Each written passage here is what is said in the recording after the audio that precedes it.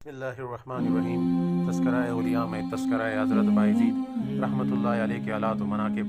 آپ بہت بڑے اولیاء اور مشائخ میں سے ہوئے ہیں اور ریاضت و عبادت کے ذریعے قرب الہی حاصل کیا۔ حدیث بیان کرنے میں آپ کو درک حاصل تھا۔ حضرت جنید بغدادی رحمۃ اللہ علیہ کا قول ہے کہ حضرت بایزید رحمۃ اللہ علیہ کو اولیاء میں وہی اعزاز حاصل ہے جو حضرت جبرائیل علیہ السلام کو ملائکہ میں اور مقام توحید میں تمام بزرگوں کی انتہا آپ کی ابتدا ہے، کیونکہ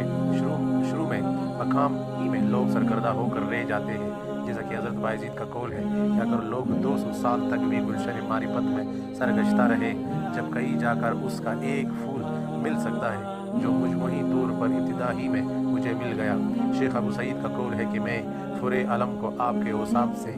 پرکھتا ہوں، لیکن اس کے باوجود بھی آپ کے مراتب کو کوئی نہیں جانتا۔ آپ کے دادا آتش پرست تھے اور والد بزرگوار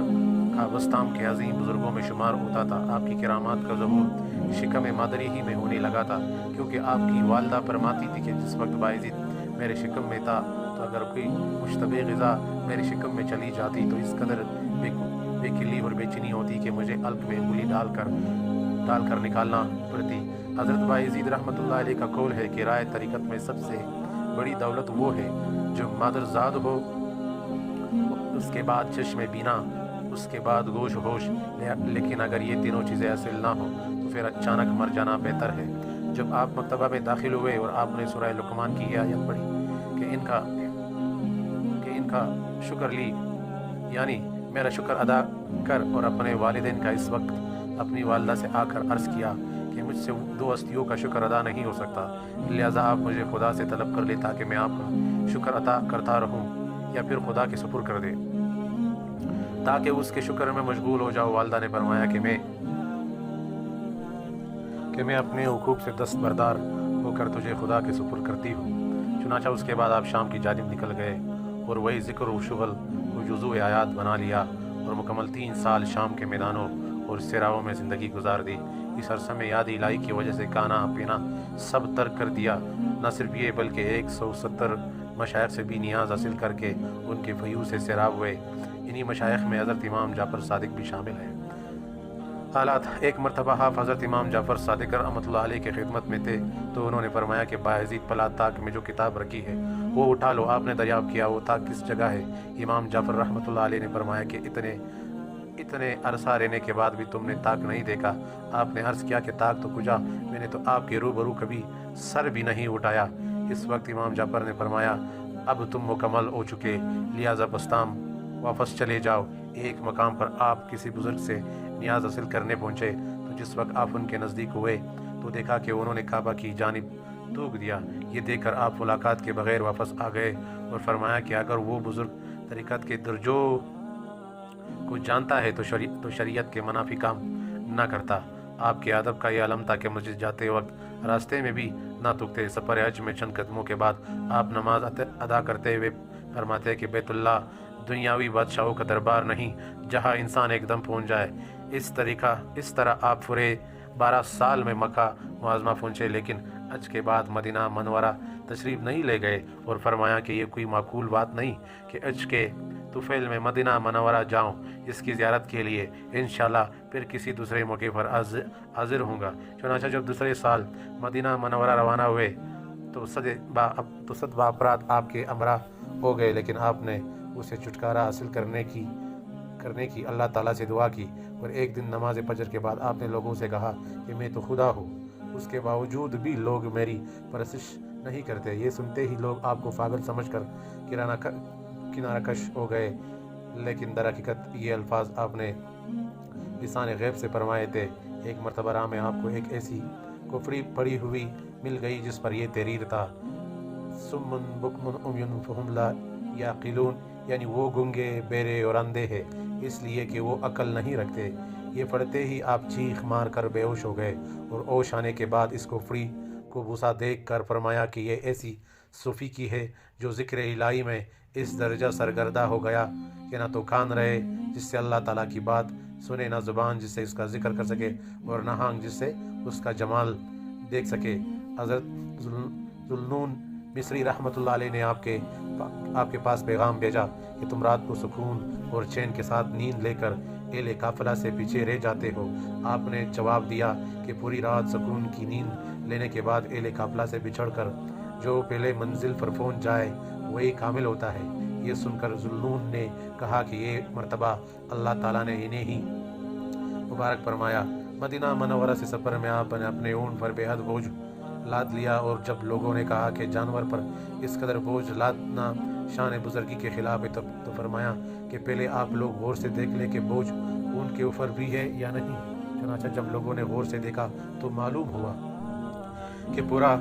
बार ऊँट की कमर से ऊपर था। ये देख कर सब हैरत ज़दा हुए, तो आपने फरमाया कि मैं अपना हाल पोशीदा रखता हूँ तो दूसरों को खबर नहीं होती, और ये ज़ाहिर कर देता हो तो हैरत ज़दा रह जाते हैं। इन हालात में भला मैं तुम्हारे हमरा कैसे रह सकता हो। और जब ज़ियारत मदीना से पारे हुए और वालदा की खिदमत का तस्वुर आया तो बस्ताम के लिए रवाना हुए, और जब एल शहर को आपकी आमद की इतला मिली तो काफ़ी फासले पर आपके इस्तकबाल के लिए पहुंच गए। लेकिन उस वक्त आपको ये परेशानी हुई कि अगर लोगों से मुलाकात करता रहो तो याद इलाही में गफलत होगी, लिहाजा आपने उन लोगों को मुंतज़िर करने के लिए ये तरकीब की कि रमज़ान के बावजूद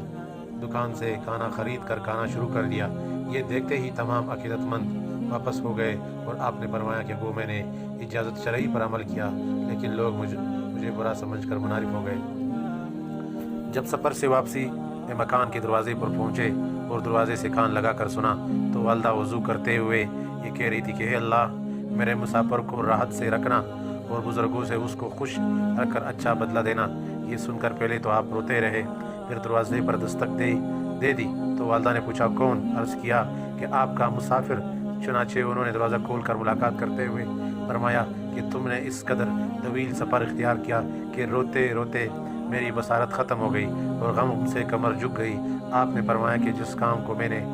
बात के लिए छोड़ा था वो पहले ही हो गया, और वो मेरी वालदा की खुशनुदी थी, वालदा की बरकत। आप फरमाया करते थे कि मुझे जितने भी मरातिब हासिल हुए सब वालदा की अताअत से हासिल हुए। एक मरतबा मेरी वालदा ने रात को पानी मांगा, लेकिन इत्तेफाक से इस वक्त घर में कतअन पानी नहीं था। चुनाचा मैं गड़ा लेकर नहर से पानी लाया। मेरी आमदरफ्त की ताख़ीर की वजह से वालदा को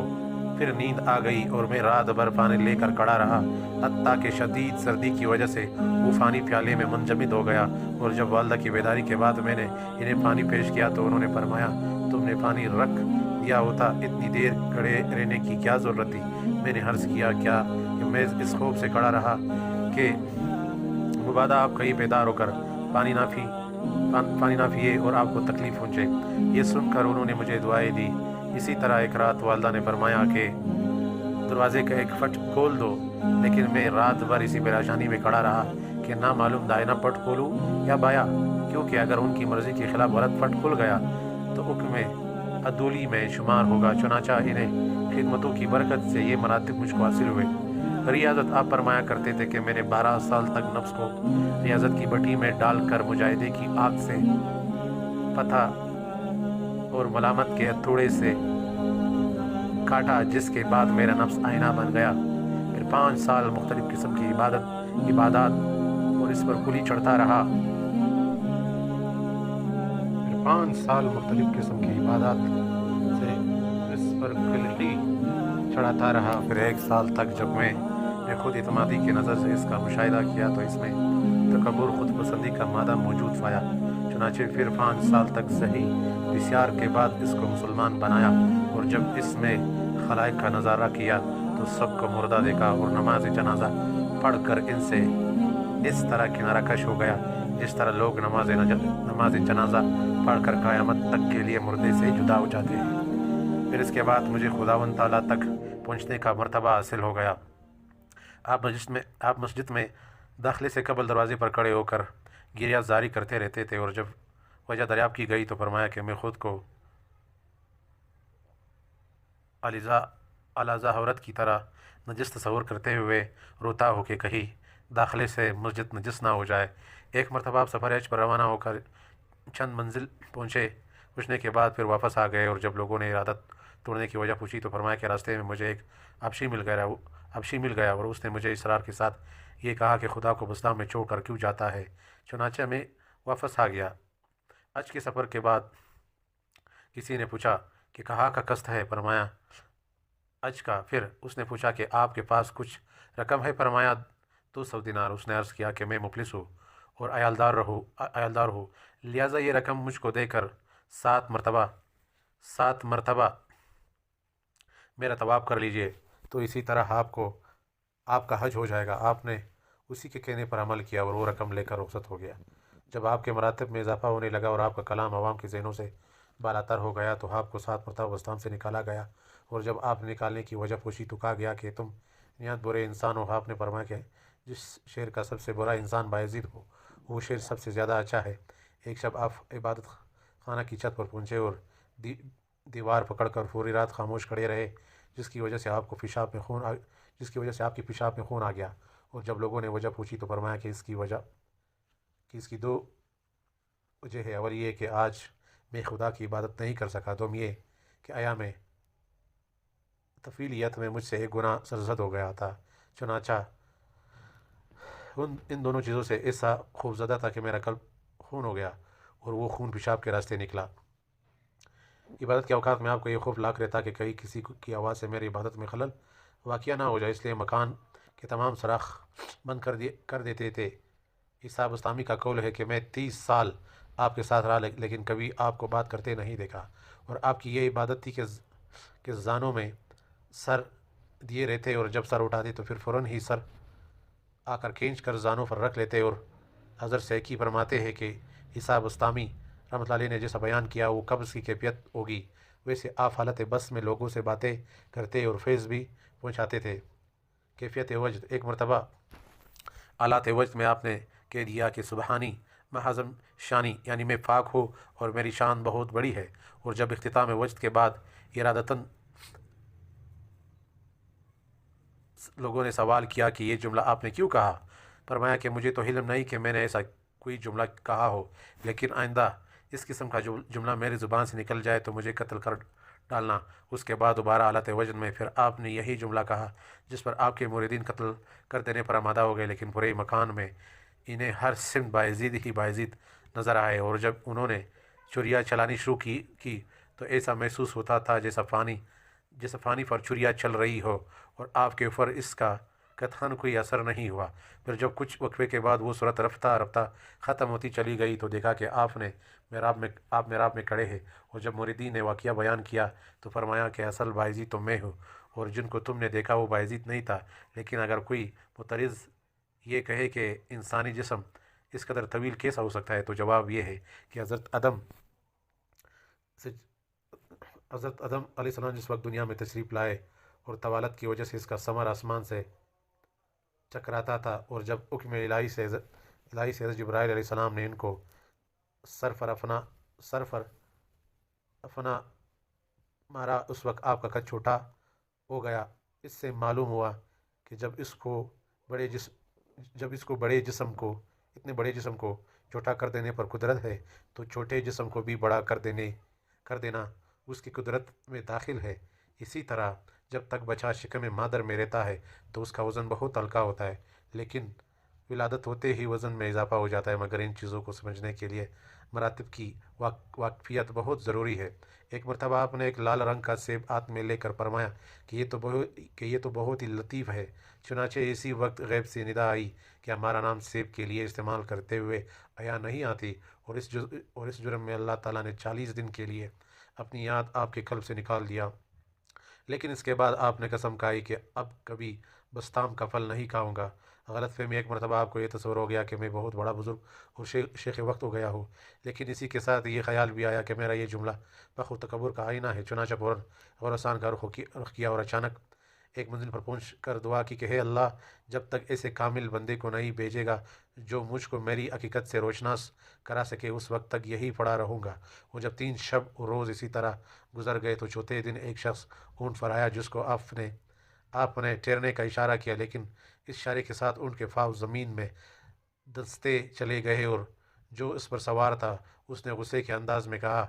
کہ کیا تم یہ چاہتے ہو کہ میں اپنی کھلی ہوئی آنکھ بند کر لوں اور اپنا بند آنکھ کھول دوں اور باعزید سمیت پوری بستام کو غرق کر دوں؟ یہ سن کر آپ کے ہوش اڑ گئے اور اس سے پوچھا تم کون ہو اور کہاں سے آئے؟ اس نے جواب دیا کہ جس وقت تم نے اللہ تعالیٰ سے عہد کیا تھا اس وقت میں یہاں سے 3000 میل دور تھا، اور اس وقت میں سیدھا وہی سے چلا آ رہا ہوں، لہٰذا تمہیں خبردار کرتا ہوں کہ اپنے قلب کی نگرانی کرتے رہو۔ یہ کہہ کر وہ غائب ہو گیا۔ آپ مسجد میں 40 برس مقیم رہے، لیکن اس درجہ محتاط تھے کہ مسجد کا اور مسجد سے باہر کا لباس جدا جدا ہوتا تھا، اور اس میں سوائے مسجد کی دیوار کے آپ نے کسی چیز سے ٹک نہیں لگائی۔ آپ فرمایا کرتے تھے کہ میں نے 40 برس تک عام انسانوں کی غذا چکی تک نہیں، کیونکہ میرا رزق کئی اور سے آتا تھا، اور اس دوران اپنے قلب کی نگرانی میں مصروف رہا۔ اس کے بعد جب غور کیا تو ارسن بندگی اور خدائی نظر آئی۔ پھر 30 سال خدا کی جستجو میں گزارے، اس کے بعد خدا کو طالب اور خود کو مطلوب پایا، اور اب 30 سال سے یہ کیفیت ہے کہ جب خدا کا نام لینا چاہتا ہوں تو پہلے 3 مرتبہ اپنی زبان کو دھو لیتا ہوں۔ حضرت ابو موسیٰ نے جب آپ سے سوال کیا کہ خدا کی جستجو میں سب سے زیادہ دشوار مقام آپ کو کیا نظر آیا؟ فرمایا کہ خدا کی اعنت کے بغیر قلب کو اس کی طرف متوجہ کرنا بہت دشوار ہے، اور جب اس کی مدد شامل آل ہوتی ہے تو پھر صحیح کے بغیر بھی قلب اس کی طرف متوجہ ہو جاتا ہے، اور مجھے اس وقت ایک خاص کشش سی محسوس ہونے لگتی ہے۔ پھر رفتہ رفتہ اللہ نے وہ مراتب عطا کیے جو آپ پر بھی ظاہر ہے، اور ظاہر میں بھی اسی کی علامتیں پائی جاتی ہے، اور جس وقت آپ کے اوپر خوف طاری ہوتا تو پیشاب میں خون آنے لگتا تھا۔ ایک مرتبہ کچھ لوگ حاضر ہوئے تو آپ نے مراقبے سے سر اٹھا کر فرمایا کہ میں نے بہت کوشش کی کہ تمہیں دینے کے لیے کوئی چیز مل جائے، لیکن نہیں مل سکی۔ حضرت بوتراب بخشی کا ایک ارادت مند اپنی ریاضت کے اعتبار سے بہت بلند تھا، اور آپ اسے یہ فرمایا کرتے تھے کہ حضرت بايزيد کی صحبت تیرے لیے زیادہ سودمند ہوگی، لیکن وہ عرض کرتا تھا کہ میں تو بايزيد کے خدا کو دن میں 100 مرتبہ دیکھتا ہوں، ان سے بھلا مجھے کیا فائدہ حاصل ہو سکتا ہے؟ حضرت بوتراب نے فرمایا کہ ابھی تک تو نے اپنے پیمانے کے مطابق خدا کا دیدار کیا ہے، لیکن ان کی توجہ کے بعد ایسا دیدار ہوگا جس طرح دیدار کا حق ہے، کیونکہ اللہ تعالیٰ کا مختلف طریقوں سے مشاہدہ کیا جا سکتا ہے۔ اسی لیے اللہ تعالیٰ نے محشر میں ایک خاص تجلی تو حضرت صدیق اکبر پر ڈالے گا، اور ایک تجلی پوری مخلوق پر۔ یہ سننے کے بعد اس مرید کے قلب میں حضرت بايزيد کا اشتیاق دیدار پیدا ہوا، اور اپنے مرشد کے ہمراہ جس وقت آپ کے مکان پر پہنچا تو آپ کئی سے پانی بھرنے گئے ہوئے تھے، اور جب یہ دونوں ان کی تلاش میں چل دیے تو دیکھا کہ آپ ایک ہاتھ میں گڑا اور ایک ہاتھ میں پوستین لٹکائے چلے آ رہے ہیں، لیکن اس مرید پر آپ کی ایسی ہیبت طاری ہوئی کپی کی وجہ سے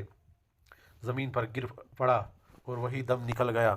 اور جب حضرت بوتراب نے کہا کہ آپ نے ایک ہی نظر میں کام ختم کر دیا، آپ نے فرمایا کہ اس کے اندر کشف کا ایک خاص مقام باقی رہ گیا تھا، اور جو اس وقت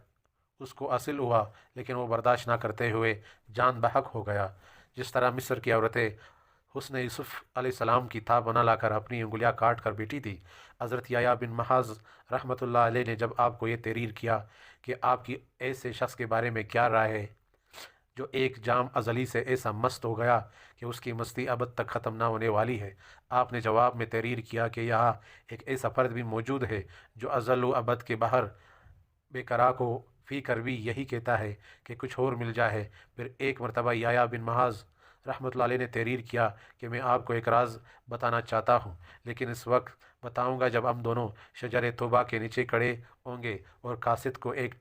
ٹکیا روٹی دے کر یہ ہدایت بھی کر دی کہ حضرت بايزيد رحمۃ اللہ علیہ سے کہنا کہ اس کو کھا لے، یہ آب زمزم سے گوندی گئی ہے۔ اس کے بعد حضرت بايزيد رحمۃ اللہ علیہ نے لکھا کہ جس جگہ خدا کو یاد کیا جاتا ہے وہاں جنت اور طوبہ دونوں موجود ہوتے ہیں۔ وہ ٹکیا اس لیے واپس کر رہا ہوں کہ آب زمزم سے گوندنے کی فضیلت اپنی جگہ مسلم، لیکن یہ کسے معلوم کہ جو بیج بویا گیا تھا وہ کسب حلال کا تھا یا کسب حرام کا، اس لیے کہ اس کا عقل حلال ہونے میں مجھ کو شک ہے۔ اس جواب کے بعد یحییٰ بن معاذ بعد نماز عشاء بغرض ملاقات بستان پہنچے، لیکن یہ خیال کر کے کہ کہیں آپ کو تکلیف نہ ہو، اور کسی جگہ مقیم ہو گئے، اور صبح کو جب آپ کے حاضر ہوئے تو معلوم ہوا کہ آپ قبرستان میں ہیں۔ چنانچہ جب حضرت یحییٰ قبرستان پہنچے تو دیکھا کہ آپ انگوٹھوں کے بل کھڑے ہوئے مصروف عبادت ہے، اور ایسا محسوس ہوا کہ جیسے پوری رات اسی طرح کھڑے ہوئے گزری۔ پھر فراغت کے بعد جب اچھی طرح دن نکل آیا تو آپ نے یہ دعا پڑھی: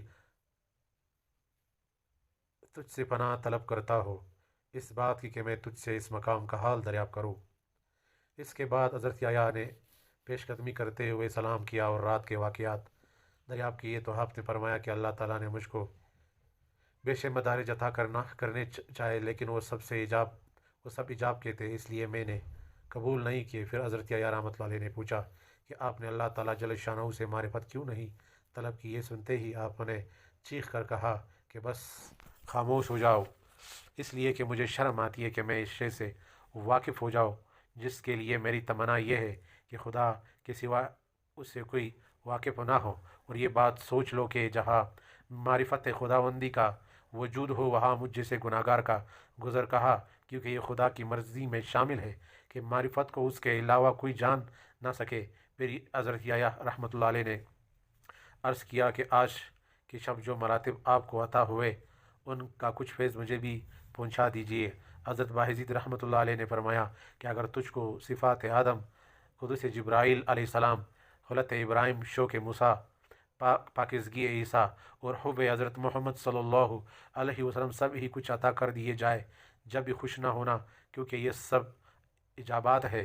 بس صرف خدا ہی کو خدا سے طلب کرتے رہنا تاکہ سب کچھ حاصل ہو جائے۔ حضرت ذوالنون رحمۃ اللہ علیہ نے آپ کی خدمت میں ایک جائے نماز ارسال کی تو آپ نے یہ کہہ کر واپس کر دی کہ مجھے اس کی حاجت نہیں، البتہ ایک مسند کی ضرورت ہے، یعنی اب ایسا بے نیاز ہو چکا ہو کہ مجھے نماز معاف ہو چکی ہے۔ اور جب انہوں نے نفیس قسم کی مسند بھجوائی تو یہ کہہ کر واپس کر دی کہ جس کے پاس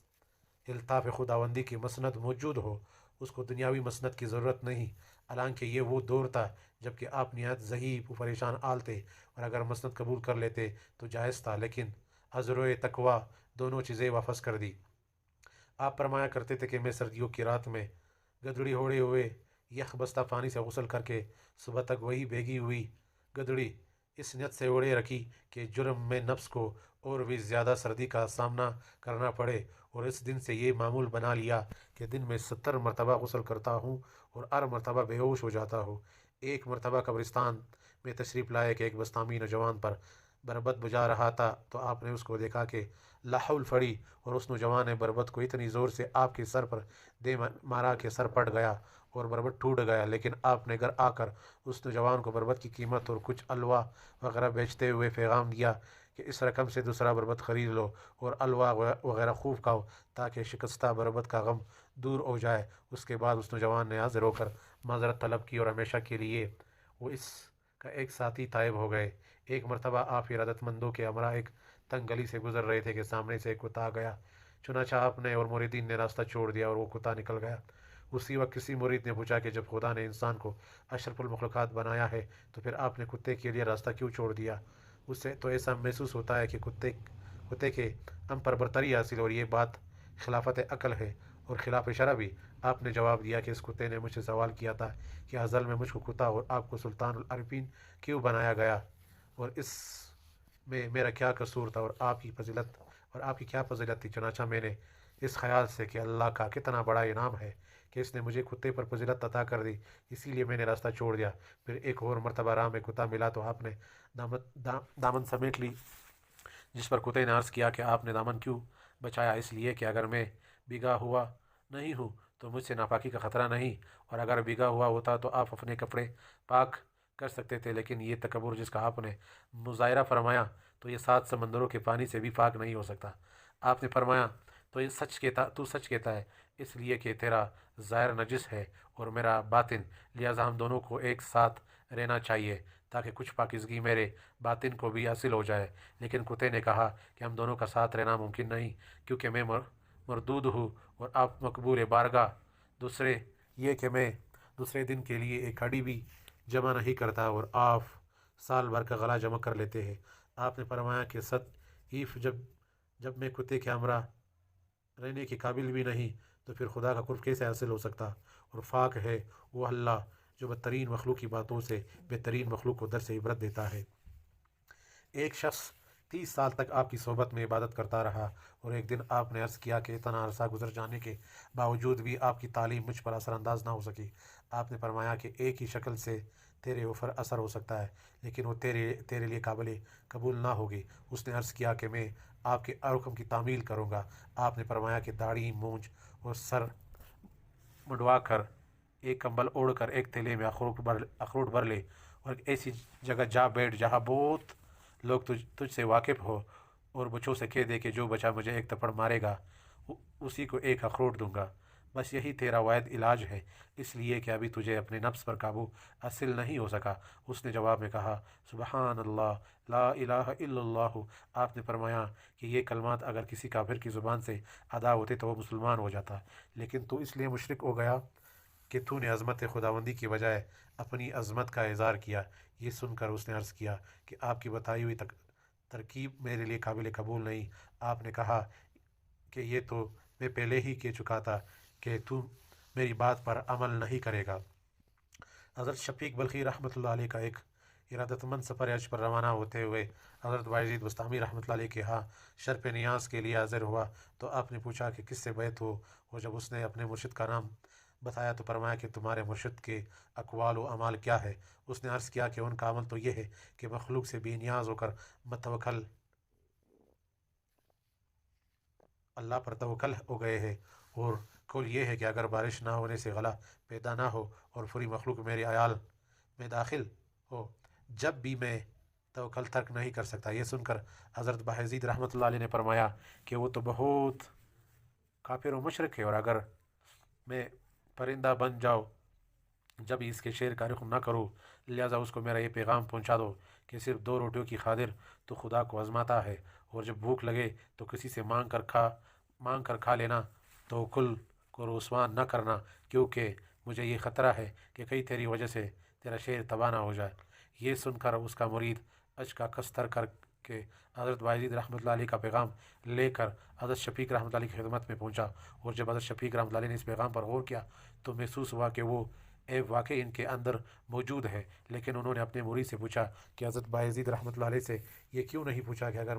मुझ में ये खामी है तो फिर आपका क्या मर्तबा है। चुनांचे उस मुरीद ने दोबारा आपकी खिदमत में पहुंचकर यही सवाल दोहराया। आपने फरमाया ये इसकी दूसरी बेवकूफ़ी है, लेकिन मैं जो कुछ जवाब दूंगा वो तेरे फहम से बालातर है, लिहाजा कागज़ पर तहरीर करके बिस्मिल्लाहिर्रहमानिर्रहीम बाहिज़िद कुछ नहीं और कागज़ लपेट कर उसको दे दिया। इसका मफ़हूम ये है कि जब बायज़ीद कुछ नहीं तो इसके अवसाफ क्या हो सकते हैं, लिहाजा इसका मर्तबा दरियाफ़्त करना बेसूद है, और वो तवक्कुल व इखलास तो सब मखलूक की बातें हैं। हमारी शोहरत तो अल्लाह के अखलाक से होनी चाहिए, न कि तवक्कुल से। चनाचा जब वो मुरीद पैगाम लेकर पहुँचा तो हज़रत शफ़ीक रहमतुल्लाह अलैह बिल्कुल लब मर्ग थे, और कागज़ ये पढ़कर कलमा शहादत पढ़ते हुए दुनिया से रुखसत हो गए। हज़रत अहमद खिज़र रहमतुल्लाह अलैह अपने हज़ार मुर्शिदीन के हमरा आपसे मुलाकात के लिए रवाना हुए तो उनके मुरीदीन में एक मुरीद बहुत ही साब फज़ल कमाल था, और उसकी कैफियत थी कि वो कि हवा में उड़ता और फ़ानी पर चलता था। चुनांचे जिस वक्त ये जमात बायज़ीद के दर दौलत पर पहुंची तो हज़रत अहमद ने मुरीदीन को ये हुक्म दिया कि जिसमें हज़रत बायज़ीद रहमतुल्लाह अलैह के दीदार की ताकत हो बस वही मेरे हमरा आए और बाकी सब लोग ठहर जाए। लेकिन सब ही ने आपके इश्तियाक के दीद का इज़हार किया, और जब हज़रत बायज़ीद रहमतुल्लाह अलैह के घर पहुँचे तो जूते उतारने की जगह पर आपने असा रख दिए, और जब सब आपके सामने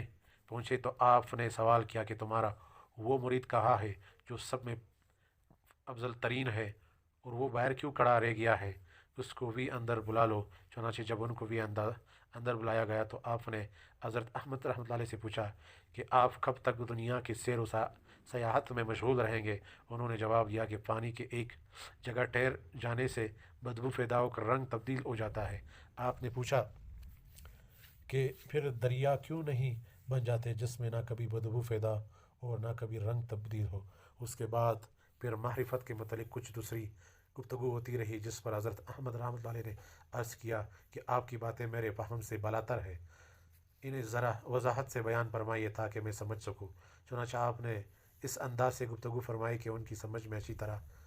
आ गई, और जब आप खामोश हो गए तो हज़रत अहमद रहमतुल्लाह अलैह ने सवाल किया कि मैंने आपके मकान के सामने इबलीस को फांसी पर लटकते देखा है, وہ کیا چیز ہے؟ حضرت بایزید رحمۃ اللہ علیہ نے فرمایا، سزا میں نے بستان میں آ گیا اور اسی کی اس بستان میں داخل نہ ہو سکا۔ وہ وعدہ خلافی کرتے ہوئے ایک شخص کو فریب دینے بستان میں آ گیا اور اسی کی اس سمے میں نے اسے پھانسی پر لٹکا دیا۔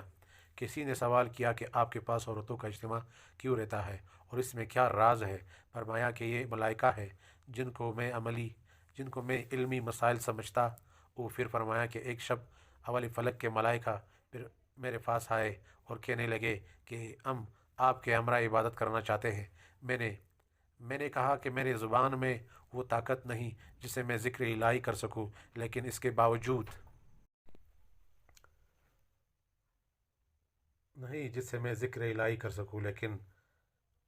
باوجود رفتہ ساتواں فلا کے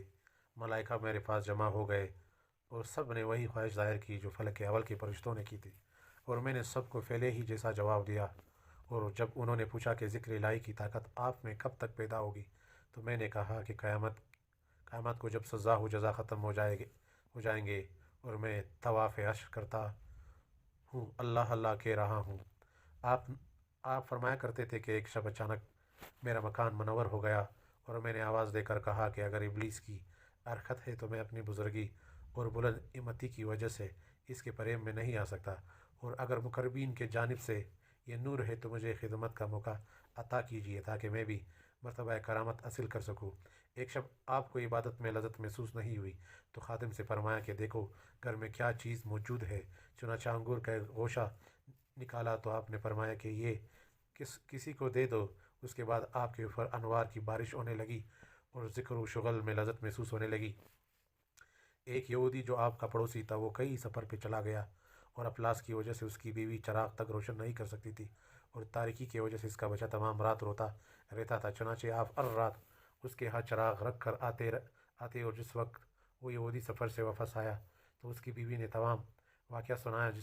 جس کو سن کر اس نے کہا کہ یہ بات کس قدر افسوسناک ہے کہ اتنا عظیم بزرگ ہمارا پڑوسی ہو اور ہم گمراہی میں زندگی گزارے۔ چنانچہ میاں بیوی آپ کے ہاتھ پر مشرف بہ اسلام ہو گئے۔ ایک مرتبہ کسی آتش پرست سے مسلمان ہونے کی تبلیغ کی گئی تو اس نے جواب دیا کہ اگر اسلام اس کا نام ہے جو حضرت بایزید رحمۃ اللہ علیہ کو حاصل ہے تو اس کی مجھ میں طاقت نہیں، اور جس طرح کہ تم سب لوگ مسلمان ہو تو مجھے اعتماد نہیں۔ ایک مرتبہ آپ اپنے ارادت مندوں کے ہمراہ تشریف فرما تھے تو اچانک ایک مرید سے فرمایا کہ خدا کا دوست آ رہا ہے،